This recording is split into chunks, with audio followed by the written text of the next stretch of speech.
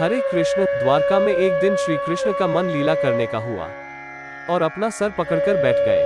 तब वहां नारद जी उपस्थित हुए और श्री कृष्ण को सर पकड़कर कराहते हुए देखा और पूछने लगे, क्या हुआ भगवान, आप इस तरह क्यों बैठे हैं?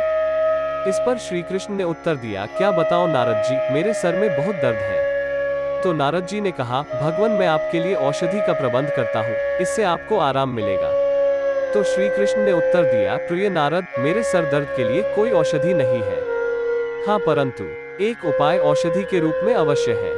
नारद जी ने कहा, जल्दी बताइए भगवान, मैं अभी इसी क्षण उसे आपके समक्ष ले आऊंगा। कृष्ण ने कहा, हे नारद तो सुनो, यदि तुम मेरे शुद्ध भक्तों के चरण कमलों की धूली ले आओ तो ही मैं ठीक हो पाऊंगा, वही मेरे इस सिर दर्द की औषधि है, अन्यथा कोई और औषधि मुझ पर काम नहीं करेगी। नारद जी ने सोचा, यहाँ द्वारका में तो प्रभु की अनेक रानियां हैं जो उनसे अत्यंत प्रेम भी करती हैं, वे अवश्य ही अपने चरण कमलों की धूल देंगी। यही सोचते हुए नारद जी रुक्मिणी, सत्यभामा, जामवंती और अन्य रानियों के पास गए और उनसे याचना करने लगे। कहने लगे, देवियों क्या आप जानती हैं, श्री कृष्ण के सिर में अत्यंत पीड़ा हो रही है। यह सुन सभी रानियां अत्यंत निराश हुई और कौतूहलता से पूछने लगी, नारद जी कृपा करके कोई उपाय बताइए, हमारे पति कैसे ठीक होंगे। नारद जी ने उन्हें प्रभु के ठीक होने का विस्तार पूर्वक वर्णन किया। यह सुन सभी रानियां चकित रह गई। नारद जी ने कहा, केवल आप लोगों को चरण धूलि से ही प्रभु ठीक हो पाएंगे, कृपा करके आप सभी सहयोग दें। श्री कृष्ण की पत्नियों ने कहा, नारद जी ये आप क्या कह रहे हैं, श्री कृष्ण हमारे पति परमेश्वर है और अपने परमेश्वर के माथे पर अपनी चरण धूलि नहीं, यह तो हमारे लिए सोचना भी पाप है और इस पाप से हमें जन्मों जन्म तक नरक भोगना पड़ेगा।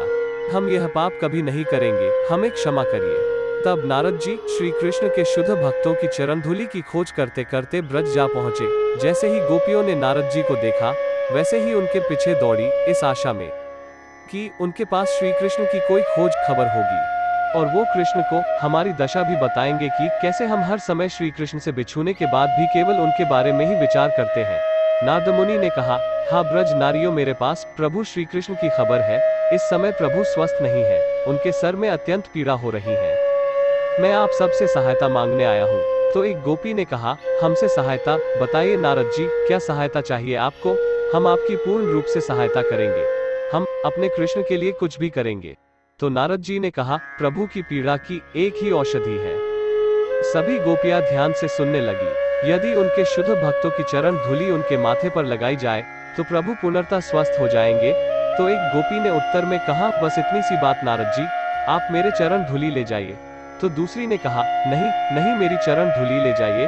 और ऐसे ही सभी गोपियों में होड़ सी लग गई, सब अपनी अपनी चरण धूलि देने लगी। गोपियों ने कहा, यदि हमारी चरण धूलि से कृष्ण ठीक होते हैं तो हमें नरक में जाना भी स्वीकार है, हमें नरक की कोई चिंता नहीं, केवल हमारे कृष्ण ठीक होने चाहिए।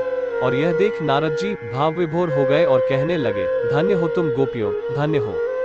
और नारायण नारायण कहते हुए द्वारका चले गए और श्री कृष्ण के माथे पर गोपियों की चरण धूलि मली, जिससे श्री कृष्ण स्वस्थ हुए।